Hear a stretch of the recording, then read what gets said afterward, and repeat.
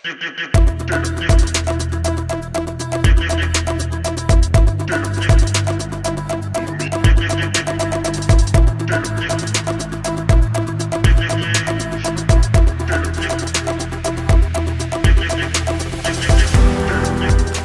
என்னைக்கும் நினைச்சு கூட பார்த்ததில்ல. அவங்க முன்னாடி இந்த மாதிரி ஒரு ப்ரெஸ்ல நான் உட்காருவேனா அப்படிங்கிறதுமே நான் நினைச்சு கூட பார்த்ததில்ல.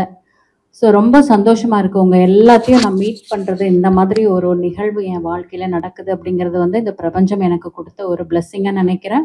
அது இல்லாம எத்தனையோ லட்சமான மக்களோட ஒரு அன்பு அண்ட் சப்போர்ட். என்னோட எல்லா சோஷியல் மீடியா பீப்புள் எல்லாத்துக்கும், என்னோட ஃபேமிலி மெம்பர்ஸ் அண்ட் ஃப்ரெண்ட்ஸ் எல்லாத்துக்கும் நான் நன்றியை சொல்லிக்கிறேன். அதே மாதிரி இங்க ஊடக நண்பர்கள், ப்ரெஸ், மீடியா, யூடியூபர்ஸ் எல்லாத்துக்கும் நன்றியை சொல்லிக்கிறேன் இங்க வந்ததுக்கும். உங்களை நான் வரவேற்கிறேன். இந்த ஒரு பேய் கொட்டு அப்படின்னு ஒரு காமெடி ஹாரர் இந்த படம் எடுக்கணும் அப்படின்னு சொல்லிட்டு ஏதோ ஒன்று சாதிக்கணும் அப்படின்னு சொல்லி நினைச்சுதான் இந்த படத்தை ஸ்டார்ட் பண்ணேன். ஸ்டார்ட் பண்ணும்போது நம்ம இத்தனை ஒர்க்கும் நம்ம பண்ண முடியுமா, பண்ணிடுவோமா, அதை பத்தி நான் எதுவுமே யோசிக்கல. உள்ள இறங்குனதுக்கு அப்புறம் தான் கொஞ்சம் கொஞ்சமா சரி நம்மளால இதுவும் முடிஞ்சிருச்சு, ஓகே இதுவும் முடிஞ்சிருச்சுன்னு கொஞ்சம் கொஞ்சமா ட்ரை பண்ணி கொஞ்சம் கொஞ்சமா எல்லா விஷயங்களும் படிச்சு அந்த ஒவ்வொரு விஷயங்களையும் ப்ராக்டிஸ் பண்ணி அதுலேயே ப்ரொஃபஷ்னலா நம்ம இதை எப்படி பண்ணணும், எப்படி கொண்டு வரணும் அப்படிங்கிறத பார்த்து ஒவ்வொரு விஷயமும் இந்த 31 டிபார்ட்மெண்ட்ஸ் நான் பண்ணினேன் அப்படின்னா இது எல்லாமே உங்களோட சப்போர்ட்னால தான். ஸோ ஒருத்தர் ஒரு விஷயம் சாதிக்கிறாங்க அப்படின்னா அது அவங்கள பொறுத்ததை மட்டும் இல்லை, நம்மளை சுற்றி இருக்க மக்கள் அவங்களோட எல்லா சப்போர்ட், மெயினாக ஃபேமிலி அண்ட் அந்த விதத்தில் நான் கொடுத்து வச்சிருக்கேன். ஸோ இந்த படத்தை வந்து நான் ஏன் எடுத்தேன் அப்படின்னா இந்த படத்து மூலியமா ஒரு கருத்து மக்களுக்கு போய் சேரணும் அப்படின்னு நினைச்சேன். ஸோ நம்ம சாதாரணமா எல்லாரும் எடுக்கிற மாதிரி எடுத்தோம்னா அந்த படம் போய் சேருமா? எந்த ஒரு விஷயம் டிஃப்ரெண்டா இருக்கோ அந்த ஒரு விஷயத்துக்கு எப்பவுமே மக்கள் கிட்ட ஒரு வரவேற்பு இருக்கு, ஒரு அட்ராக்ஷன் இருக்கு. ஸோ அந்த ஒரு விதத்துல தான் நான் இந்த படத்தை வந்து இந்த 31 டிபார்ட்மெண்ட்ஸை நம்ம ஏன் தனியா இருந்து பண்ணக்கூடாதுன்னு கொஞ்சம் கொஞ்சமா அந்த கான்ஃபிடென்ஸ்னா அது ஒவ்வொரு விஷயமும் நம்மளுக்கு தெரியாம இருக்கும்போது நம்மளுக்கு கான்ஃபிடன்ஸ் வராது. ஒவ்வொரு விஷயமும் நம்ம முன்னாடி போய் ஒரு பயிற்சி பண்றது, செய்யறது, அந்த மாதிரி ஒரு விஷயங்கள் எனக்கு நானே செக் பண்ணிக்குவேன், என்ன நானே கரெக்ட் பண்றது. அப்போ கொஞ்சம் கொஞ்சமா ரிஃபைன் பண்ணி இந்த ஆக்டிங் இதெல்லாம் வந்து இது பண்ணினேன். நான் எந்த ஒரு ஸ்கூலுக்கெல்லாம் போனது இல்லைங்க. எனக்கு வந்து ஆக்டிங் எல்லாம் தெரியாது. எனக்கு இயல்பா நான் எப்படி பேசுறேனோ, இப்போ உங்க முன்னாடி எப்படி பேசணும் அப்படிதான் படத்துலயும் பேசி வச்சிருக்கேன். ஸோ உங்களுக்கு எல்லாத்துக்கும் பிடிக்கும்னு நம்புறேன். ஸோ ஒரு ஆக்டிங் பண்ணணும், இந்த ஆங்கிள் பார்க்கணும், இந்த டிகிரியில பார்க்கணும், அதெல்லாம் எனக்கு தெரியாது. நான் ஒரு உணர்ச்சி பூர்வமா நம்மளோட உணர்வுகளை நம்ம கதை மூலியமா அதை சொல்லணும்னு ஆசைப்பட்டேன். அதை வந்து இந்த டயலாக்ஸ் இதெல்லாம் வந்து பார்த்தீங்கன்னா நம்ம ஒரு நம்மளோட பேச்சு வழக்குல நம்ம சாதாரண நம்ம வாழ்க்கையை பிரதிபலிக்கிறது தானே இந்த சினிமா. ஸோ அந்த சினிமாவுக்கு நம்ம வந்து நம்மளோட வாழ்க்கையில இருக்கிற நம்ம அன்றாட நம்மளோட இந்த உணர்வுகளை கொடுத்தாலே நம்மளால நல்லா பண்ண முடியும் அப்படிங்கிறது நான் நம்பினேன். ஸோ அது இல்லாம ஒவ்வொரு விஷயமும் பண்ணும்போது பார்த்தீங்கன்னா நிறைய சேலஞ்சஸ், நிறைய இடத்துல போய் ஸ்டக் ஆயிருவேன். அப்போ என்ன இதை எப்படி கத்துக்கலாம், என்ன பண்ணலாம் அப்படின்னும் போது நிறைய வந்து கூகுள் சர்ச் பண்றது, யூடியூப் சர்ச் பண்ணி அதெல்லாம் படிச்சுக்கிறது ஒவ்வொரு விஷயமும். அப்படிதான் வந்து பாத்தீங்கன்னா இந்த எடிட்டிங் அதெல்லாம் வந்து பாத்தீங்கன்னா பேசிக் லெவல்ல இருந்து ஒரு ப்ரொஃபிஷியன்சி லெவலுக்கெல்லாம் வந்து ரீச் ஆகிறதுக்கு அவ்வளோ ஹார்ட் ஒர்க் பண்ணினேன். ஸோ இது வந்து நாம அடிச்சு சொல்லுவேன், சாதாரணமா வந்து இந்த விஷயத்தை யாராலையும் பண்ண முடியாது. ஏன்னா நிறைய மக்கள் இதை வந்து பண்ணிக்கிட்டு வந்திருக்கீங்க. நம்ம மனக்கண்ல ஒரு படம் ஃபர்ஸ்ட் தெரியுது, அதுதான் ஸ்டோரி. அது ஒரு டைரக்டரா இருக்கட்டும், ஒரு கேமராமேனா இருக்கட்டும், அவங்களுக்குள்ளார ஒரு விஷன் இருக்கும், ஒரு ஸ்டோரி ரைட்டரா இருக்கட்டும். அப்போ அந்த மனக்கண்ல இருக்க படத்தை நம்ம தியேட்டர்ல போய் பார்க்குறோம். ஆனா இதுக்கு இடைப்பட்ட காலத்துல எத்தனை பேத்தோட உழைப்பு, அந்த எத்தனை பேரு அது வாழ்வாதாரமா இந்த சினிமாவை நம்பி இருக்காங்க, எத்தனை பேத்தோட வாழ்க்கைக்கு இது வந்து ஒரு அர்த்தம் கொடுக்குது, எத்தனை பேத்தோட ஆசைகளை நிறைவேற்றுது, ஃபைனான்சியலாவும் சரி, நம்மளோட ஒரு மைண்ட் பேஷனுக்காக நம்ம பண்ணாலும் சரி. ஸோ இந்த சினிமாங்கிறது வந்து ரொம்ப ஒரு இன்றியமையாத ஒரு விஷயம். நம்ம வாழ்க்கையோட ஒரு ஒத்துப்போன ஒரு விஷயம். நம்ம அத வந்து நம்மளோட வாழ்க்கையிலேருந்து பிரிச்சு எடுக்கவே முடியாது. எங்க போனாலும் நம்ம ஒரு பாட்டு கேட்கிறோம். எங்க போனாலும் ஒரு மிமிஸ், ஒரு காமெடி, ஒரு என்ன சொல்றது? ஒரு சென்டிமென்ட் சீன் எல்லாமே நம்மளுக்கு ரிலேட் ஆகுதே! அப்ப சினிமா வேற, நாம வேற இல்ல. அதனால இது ஆக்டிங் போய் படிச்செல்லாம் நான் பண்ண மாட்டேன். நான் எப்படி இருக்கேன்? நான் எப்படி பேசுறேன்? அப்படி நம்ம உணர்வுகள் நம்ம சிரிக்கிறோம், அழுவுறோம் இல்லைங்களா? நம்மளோட சென்டிமெண்ட்ஸ் நம்ம எப்படி எப்படிலாம் நம்ம சொல்றோம். லைஃப்ல நம்ம எப்படி வாழ்றோம். அத அப்படியே நம்ம படமாக்குவோம். நம்மளோட கருத்துக்கள சொல்லுவோம். மக்கள்கிட்ட கண்டிப்பா நம்மளுக்கும் ஒரு வரவேற்பு இருக்கும். அப்படி நான் நம்பி தான் இந்த ஒரு விஷயத்த நான் பண்ணினேன். எந்த ஸ்கூலுக்கு நான் போகல, காலேஜுக்கு போகல. ஐ மீன் இந்த ஃபிலிம் ஸ்கூலுக்கு சொல்றேன் நானு. யார்கிட்டயும் அசிஸ்டன்ட் அந்த மாரி எங்கேயும் நான் பண்ணல. எனக்கு தெரிஞ்ச விஷயங்கள பண்ணியிருக்கேன். ஆனா எந்த விஷயத்துலயுமே காம்ப்ரமைஸ் பண்ற மாதிரி குவாலிட்டில எப்பவுமே நான் காம்ப்ரமைஸ் பண்ணவே மாட்டேன். இந்த விஷயத்திலயும் நான் வந்து பண்ணலன்னு நான் நம்புறேன். ஸோ அத நீங்க தான் சொல்லணும். ஸோ உங்களுக்கு எல்லாத்துக்கும் பிடிக்கும் அப்படின்னு நான் நம்புறேன். ம். இல்ல 24 கிராஃப்ட்டுக்கும் வந்து ஒரே பெர்சன் போய் சங்கத்துல வந்து மெம்பரா இருக்க முடியாது. ஒவ்வொருத்தரும் ஒவ்வொரு டிபார்ட்மெண்ட்ல இப்போ ஒரு டைரக்டரா இருப்பாங்க, ஒரு ப்ரொடியூசரா இருப்பாங்க, ஒரு கார்டு எடுப்பாங்க. பட் நம்ம சாதனை அப்படின்னு சொல்லி பண்ணும்போது பார்த்தீங்கன்னா, அத்தனைக்கும் நம்ம கார்டு எடுக்க முடியாது. ஸோ நான் இப்ப வந்து பண்ணியிருக்கிறது வந்து இட் இஸ் கிராசிங் 24.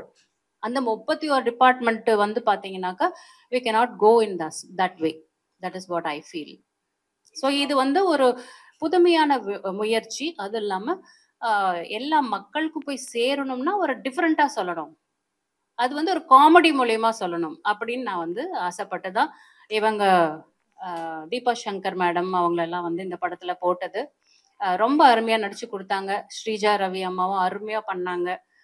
சாந்தி ஆனந்த்ராஜ் எல்லாம் அவ்ளோ அழகா வந்து டயலாக்ஸ்லாம் சொன்னாங்க. ஸோ நெறைய சுவாரஸ்யமான விஷயங்கள் எல்லாமே நடந்தது. ஒவ்வொரு இதுலயுமே பார்த்தா காமெடி தான் இதுல நெறைய நான் கேட்ச் அப் பண்ணியிருக்கேன் இந்த படத்துல. ஹாரர்னாலே உங்களுக்கு comedy and horror it is like 2 கண்கள் மாரி.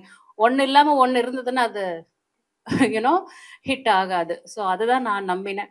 ஸோ அப்படி இருக்கும்போது ஒவ்வொரு செட்லயுமே பார்த்தீங்கன்னா, அவ்ளோ காமெடியா தான் போகும்.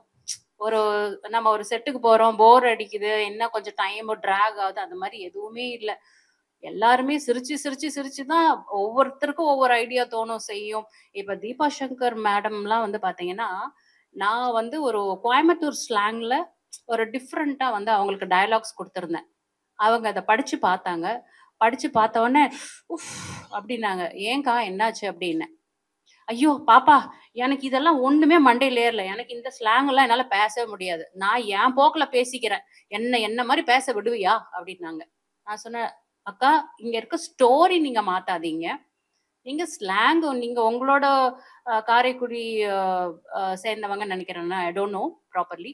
ஸோ அவங்களோட அ ஸ்லாங்ல நீங்க பேசுறதுனா பேசிக்கோங்க. பட் ஸ்டோரி நீங்க டிஸ்டர்ப் பண்ணாதீங்க." "இல்ல, இல்ல. நீ என்ன சொல்ல வரியோ நான் அப்படியே சொல்லிடுவேன். பட் என் போக்குல என்ன பேச விடுன்னாங்க." "ஓகேக்கா" அப்படின்ட்டேன்.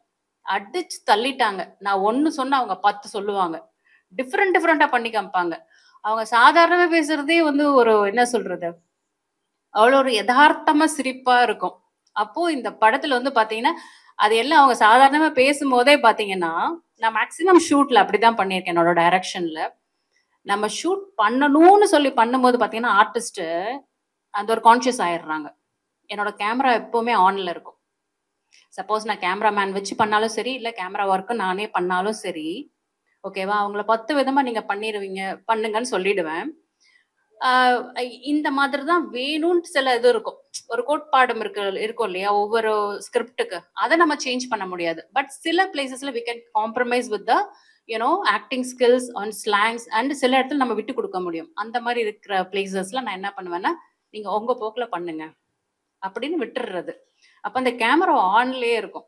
அவங்க ஒரு ஃபர்ஸ்ட் டைம், செகண்ட் டைம் பண்றத விட, அப்புறம் கேமரா ஆன்ல இருக்கான்னு கேட்பாங்க. இல்ல, இல்ல ஆஃப்ல தான் இருக்கு. நீங்க பண்ணுங்க அப்படின்றது. அப்ப அவங்க பண்ணுவாங்க பாருங்க. 3, 4த் டைம்ல பார்த்தீங்கன்னா, அவ்ளோ ஒரு இயல்பா, அவ்ளோ ஒரு அழகா இருக்கும். அது பார்த்தீங்கன்னா, நடிக்கிற மாதிரியே இருக்காது. ரொம்ப சூப்பரா இருக்கும். அப்படிதான் வந்து பார்த்தீங்கன்னா, அ நெறைய சுவாரஸ்யமான விஷயங்கள்லாம் நடந்தது. ஒரே கேலியும், கிண்டலும், கூத்தும் அப்படிதான் ஷூட்லாம் போச்சு. ஸோ எங்களுக்குள்ளார ஷூட்லயுமே பார்த்தீங்கன்னா, இப்ப என்னோட ஷூட்ல நடிச்சவங்கலாம் கூட இங்க வந்திருக்காங்க. ஸோ அவங்களுக்கும் நான் நன்றி சொல்லிக்கிறேன் இங்க வந்ததுக்கு. ஸோ அவங்களலாம் கூட நீங்க கேட்டு பாருங்க. நம்ம ஒரு டைரக்டர் மாதிரியோ, அந்த ஒரு இதெல்லாம் எந்த ஒரு பேரியர் எதுவுமே இல்ல. We were like really good unit. நல்ல ஒரு ஃப்ரெண்ட்ஸ் மாரி இருந்து, அவங்களுக்கு ஏதாவது ஒரு சஜஷன் இருந்தாலும் they can openly come and tell me. நானும் அவங்க கிட்ட அவ்வளோ அட்ஜஸ்டபிளா இருப்பேன். நல்ல ஒரு ஃபேமிலி மாரி தான் போச்சு. நல்ல ஒரு என்ன சொல்றது ஜாலியா. So we always use to sit have food together. அது மாரி தான் இருந்தது. ரொம்ப நல்ல ஒரு அ என்ன சொல்றது எக்ஸ்பீரியன்ஸா இருந்தது. காமெடி தவிர்த்து மெசேஜ் தான் ஒரு இம்பார்ட்டன்ட் மெசேஜ் நான் சொன்னேனே முன்னாடியே. தகுதிக்கும், திறமைக்கும் வாய்ப்பு எல்லாத்துக்குமே கிடைக்கணும். அந்த வாய்ப்பு வந்து உங்களோட திறமைய அடிப்படையா கொண்டு தான் இருக்கணுமே தவிர, மத்த விஷயங்கள், மத்த டிமாண்ட்ஸ், மத்த பணமோ ஓகேங்களா? அத வச்சு இருக்கக்கூடாதுங்கிறது தான் இந்த படத்தோட ஒரு கருத்து. ஏன்னா நம்ம எல்லாராலயுமே ஏன் சாதிக்க முடியாம போகுது? Because people are demanding in different ways. சில பேர் பணம் கேட்குறாங்க. அவங்க கேட்குற பணத்த நம்மளால இன்வெஸ்ட் பண்ண முடியாது. ஸோ அப்ப நீ ஹீரோ இல்ல. ஃபீமேலா அதுக்கு தனியா டிஃபரெண்ட்டா ஒரு டிமாண்ட்ஸ் ஒரு லிஸ்ட்டே இருக்கு. இப்பல்லாம் மேலுக்கும் நெறைய டிமாண்ட்ஸ் இருக்கு. ஸோ இது முடியும், முடியாதுன்னு சொல்லிட்டு எல்லாருமே விட்டுட்டு விட்டுட்டு போயிட்டே இருந்தா, அப்புறம் எப்படி நம்மளோட நம்மளோட பேஷன், நம்மளோட ஆசை, நம்மளோட கனவு, அத நம்ம சாதிக்கிறதுக்கு தான் நம்ம இந்த உலகத்துல வந்திருக்கோம். ஸோ கடவுள் நம்மளுக்கு இந்த மாரி ஒரு ஆ ஆரோக்கியமான உடல், ஆரோக்கியமான ஒரு மனநிலை, நம்மளுக்கு ஒரு கனவு, ஒரு ஆசை இதெல்லாம் பண்ணணும், ஜெயிக்கணும் அப்படின்னு நம்ம நல்லா இருக்கும்போது, நம்ம இப்ப செய்யாட்டி எப்ப செய்யறது? எத்தனையோ பேத்துக்கு இந்த பிளெஸிங்ஸ் கடவுள் குடுக்கலையே! கை ஊனமா இருக்கு, கால் ஊனமா இருக்கு, கண் இல்ல. அப்படி இருக்கவங்க கிட்ட கூட போய் பாருங்க, எவ்ளோ மோட்டிவேஷன் நம்மளுக்கு கிடைக்கும். அப்ப கூட அவங்க அத விட்டு குடுக்காம, எனக்கு இது இல்ல, அது இல்லன்னு சொல்லிட்டு விடாம, ஏதோ ஒண்ணு பண்ணணும், செய்யணும்னு ஏதோ ஒண்ணு ஒர்க் பண்ணுவாங்க. அப்ப கடவுள் நம்மள இவ்ளோ நல்லா வச்சிருக்காரே! நம்ம ஏன் பண்ணக்கூடாது? அப்படின்ற ஒரு விஷயத்த அடிப்படையா வச்சு நம்ம பார்க்கும்போது, யாரும் யாருக்கும் டிமாண்டிங் எதுக்கு போடணும்? இங்க நம்ம எல்லாருமே நம்மளோட ஆசைகள, கனவுகள வந்து சரி பண்ணிக்கிட்டு, தீர்த்துக்கிட்டு போகக்கூடிய ஒரு கனவு காணும் ஒரு பையா தான் இங்க வந்திருக்கோம். அந்த பைய நிரப்பிக்கிட்டு தான் நம்ம இங்கருந்து போகணுங்கிறது தானே ஒரு கான்செப்ட். அப்ப இன்னொருத்தருக்கு மேல இன்னொருத்தர் ஒரு ரெஸ்ட்ரிக்ஷன் போடுறது, டிமாண்ட் போடுறது, அதெல்லாம் இல்லாம ஒரு திறமை, ஒரு தகுதி. அது இருக்கா? எல்லாத்துக்கும் வாய்ப்பு. இப்ப எந்த ஒரு இண்டஸ்ட்ரி போனாலும், எந்த ஒரு வேலை வாய்ப்புக்கு போனாலும், அவங்களோட படிப்பு பார்க்குறாங்க. ஓகேவா? அவங்களோட எஜுகேஷன் குவாலிஃபிகேஷன், எக்ஸ்பீரியன்ஸ் அத பொறுத்து அவங்களுக்கு வந்து வேலை கிடைக்குது. ஆனா, ஃபிலிம் இண்டஸ்ட்ரியிலயும் அந்த மாதிரி வரணும். இப்போ அவங்களுக்கு ஒரு திறமை இருக்கா? அவங்க இங்க படிச்சுட்டு வந்திருக்காங்களா? அங்க படிச்சுட்டு வந்திருக்காங்களா? நீ பெண்ணுங்கிறதுனால இத பண்ணு. நீ ஆணுங்கிறதுனால இத பண்ணுங்கிற அந்த ஒரு டிமாண்ட்ஸ் இருக்கக்கூடாது. இப்ப எப்படி வந்து ஒரு அம் அ ஒரு டிகிரி வாங்கியிருக்கீங்க. அத வச்சு தானே அப்ளை பண்றீங்க. ஆட்டோமொபைல் சர்வீஸ்ல, ஐடி சர்வீஸ்ல, ஐடி பீப்பிள், இன்ஜினியரிங், டாக்டர்ஸ் எல்லாமே நம்ம படிப்பு வச்சு நம்மளுக்குன்னு ஒரு திறமை தகுதிய வந்து வளர்த்துக்கிட்டு ஒரு 10 வருஷம், 20 வருஷம் பாடுபட்டதுக்கு அப்புறம் அவங்களுக்கு ஒரு வாய்ப்பு கிடைக்குதுங்கிறது வந்து ஒரு சாத்தியமான ஒரு நம்பிக்கை இருக்கு. ஃபிலிம் இண்டஸ்ட்ரியில தேர் இஸ் நோ ஸ்டேபிள். கிடைக்கலாம், கிடைக்காம போலாம். லக்கு இல்ல டிமாண்ட்ஸ்க்கு ஓகே சொல்லு. இன்னும் பணம் கேட்டா ஓகே சொல்லு. இல்ல வேற விதமா கேட்டாலும் ஓகே சொல்லு. அப்பதான். அந்த மாரி சில இது. இல்லன்னா சில இடத்துல லக் இருந்தா ஒர்க் ஆகுது. இந்த மாரி எதுவுமே இல்லாம, ஒரு அந்த பேப்பர் ஒர்க் மாரி உங்களுக்கு ஒரு டிகிரி இருக்கா? திறமை இருக்கா? ஓகே. அந்த மாரி ஒரு அப்பாயின்ட்மென்ட். ஒரு கவர்ன்மென்ட் ஜாப் மாரி கூட கொண்டு வரலாம். நெறைய விஷயங்கள் பண்ணணும்னு நெனச்சா நெறைய விஷயங்கள் பண்ணலாம்.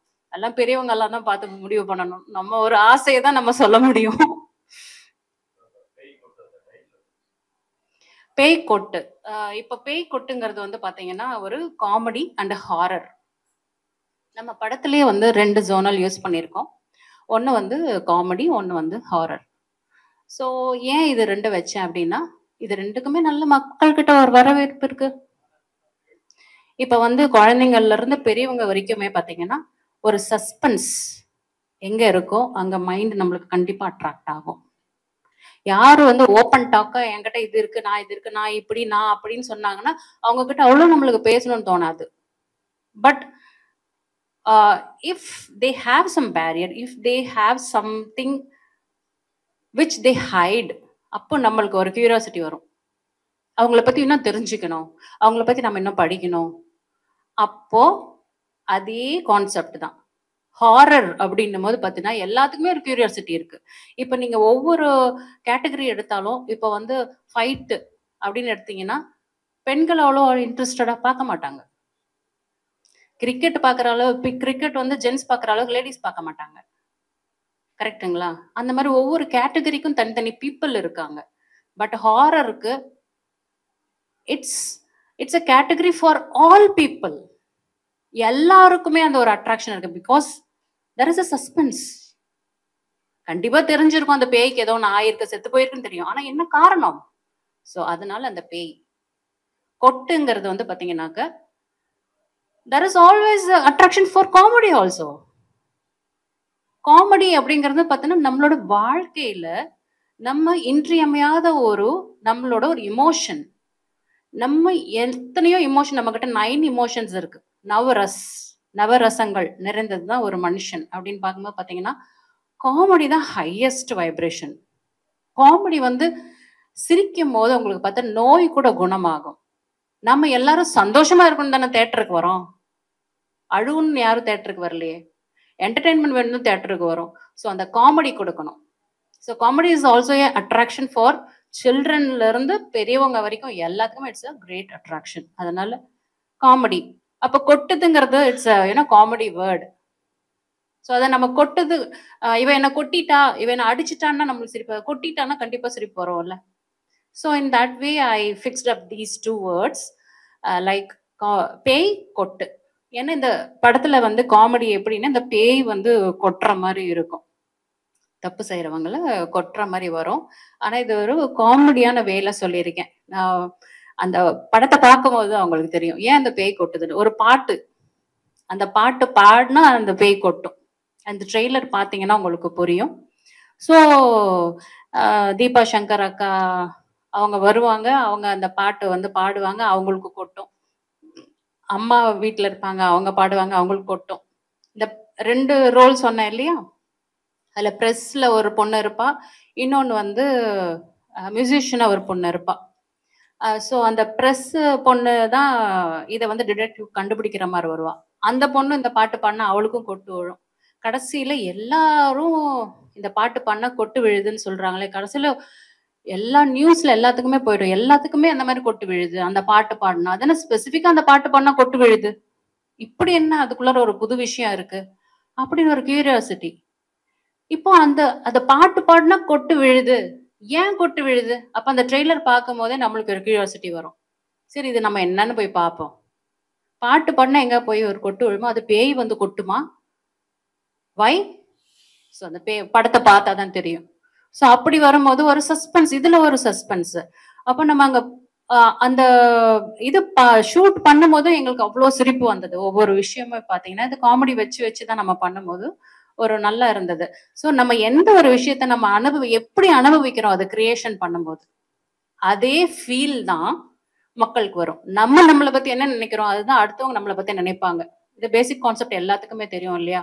ஸோ அந்த ஷூட் எடுக்கும்போது நாங்க எப்படி என்ஜாய் பண்ணோம், என்ஜாய் பண்றது ஜஸ்ட் எல்லாரும் பார்ட்டி வச்சுட்டு என்ஜாய் பண்றது சாப்பிட்றது அப்படி இல்லை.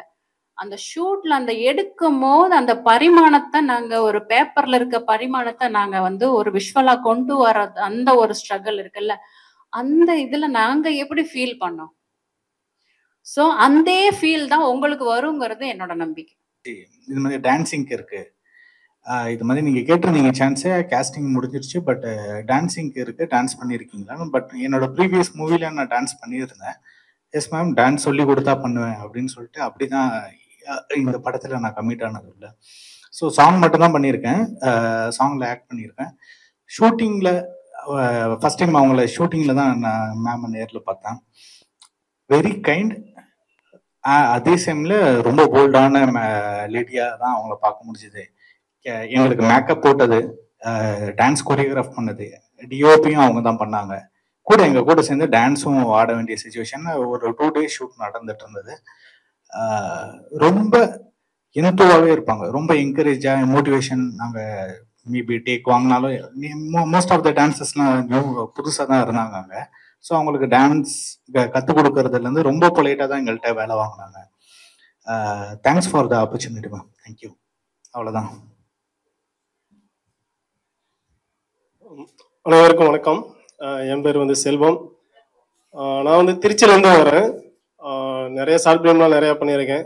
படம் வந்து ஆதித்ய வர்மாலாம் பண்ணியிருக்கேன். அதில் கேரக்டர் ரோல் தான் பண்ணியிருக்கேன். ரீசெண்டாக மாயன் பண்ணியிருந்தேன்.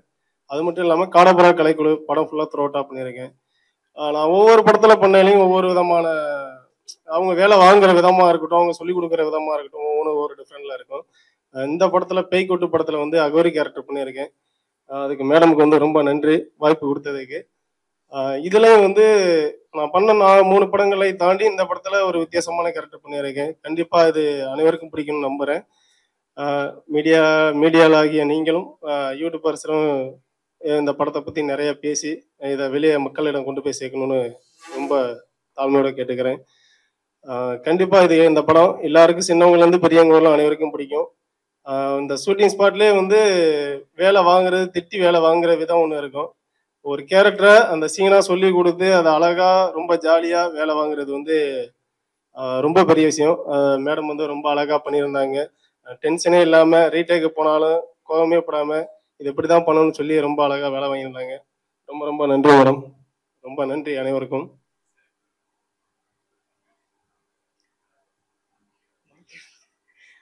மேடையே ஏறினது இல்லை, அதனால இப்போ கொஞ்சம் பதட்டமா இருக்கு.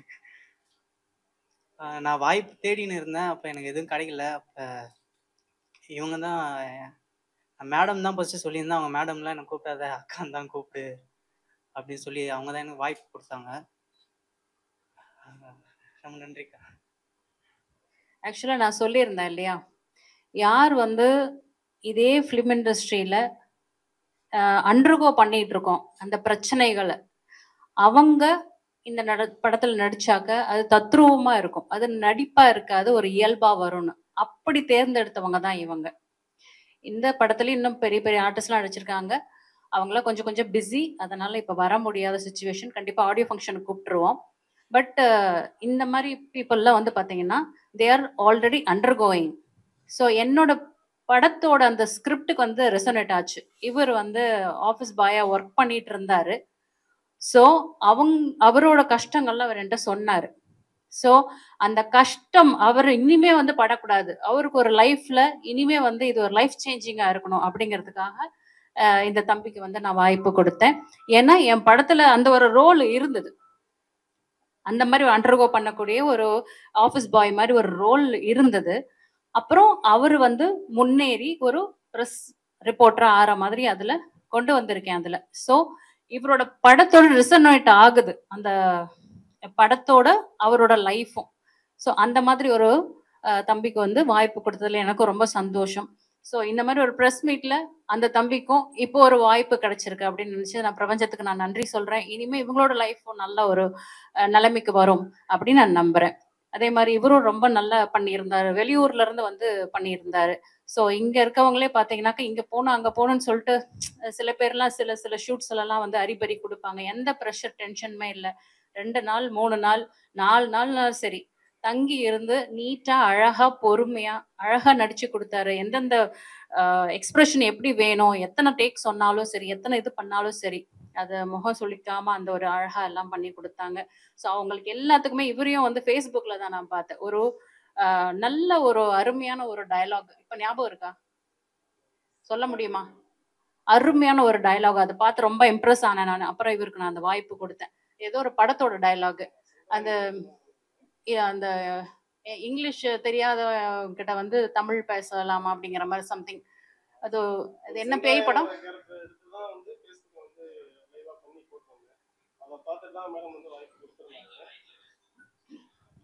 சென்ட்ராயனோட கேரக்டர் தான் வந்து இந்த மூடர் கூடம் படத்துல வந்து சென்ட்ராயன் ஒரு கேரக்டர் எடுத்து டயலாக்கா பேசி அதை ஃபேஸ்புக்கில் அப்டேட் பண்ணியிருந்தேன். அதை பார்த்துட்டு தான் இந்த படத்துல வந்து மேடம் வாய்ப்பு கொடுத்துருந்தாங்க. தெரியல, எனக்கு சரியா தெரியல, ரொம்ப நாள் ஆயிடுச்சு இது. தேங்க்யூ. ஸோ இவர் வந்து ரொம்ப முன்னாடியே வந்து கேட்டிருந்தாரு. அவர் கேட்கும்போது காஸ்டிங் நான் சொன்ன மாரி முடிஞ்சிருந்தது. பட் ரொம்பவே வந்து ஒரு திறமை இருக்கு அப்படின்னு எனக்கு தெரிஞ்சது இவர்கிட்ட. ஸோ நம்ம ஏன் நம்மளோட படத்துல ஒரு வாய்ப்பு குடுக்கலாம். நம்மளுக்கும் ஒரு அழகான ஒரு கேரக்டரும் கிடைக்கும். அதே மாதிரி அவங்களுக்கு ஒரு வாய்ப்பா இருக்கட்டும் அப்படின்னு இவர வந்து கூப்பிட்டுருந்தேன். ஆனா கூப்பிடும்போது பார்த்தீங்கன்னா, காஸ்டிங் எல்லாம் முடிஞ்சு ஷூட் முக்காவாசி ஓவர் ஆயிடுச்சு. சாங் தான் இருந்தது. சரி நம்ம எப்படியாவது ஒண்ணு இந்த மாரி திறமையா இருக்கவங்களுக்கு நம்ம இது பண்ணிரணும்னு சொல்லிட்டு, இவரும் அப்ரோச் பண்ணும்போது நெறைய பேத்துல இருந்து ஃபில்டர் பண்ணி இவர எடுத்தேன் நானு. So he also done very well. அங்க அவ்ளோ வெயில், மழை எல்லாமே இருந்தது சாங் ஷூட்ல. எவ்வளவோ நாங்க வந்து பார்த்ததுக்கு மேலேயே எங்களுக்கு வந்து சேலஞ்சஸ் இருந்தது. இப்படி ஆரம்பிச்சு இப்படிதான் போகும்ன்னு பார்த்தா, அது இப்படி போகும். ஸோ எல்லா ஆர்டிஸ்ட்டுமே நல்லா கோஆப்பரேஷன் பண்ணாங்க. இவரும் நல்லா கூட இருந்து நல்லா கோஆப்பரேஷன் பண்ணாங்க.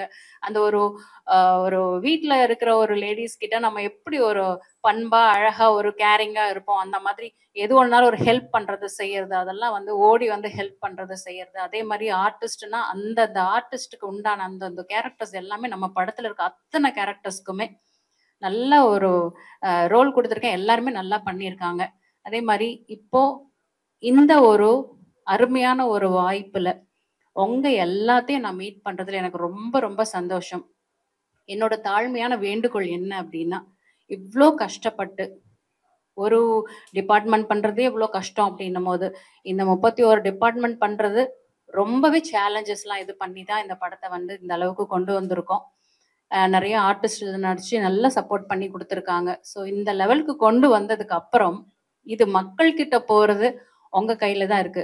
ஸோ என்னோட தாழ்மையான வேண்டுகோள், நீங்க தான் இத வந்து நல்ல விதமா கொண்டு போய் மக்கள் கிட்ட சேர்த்தணும்.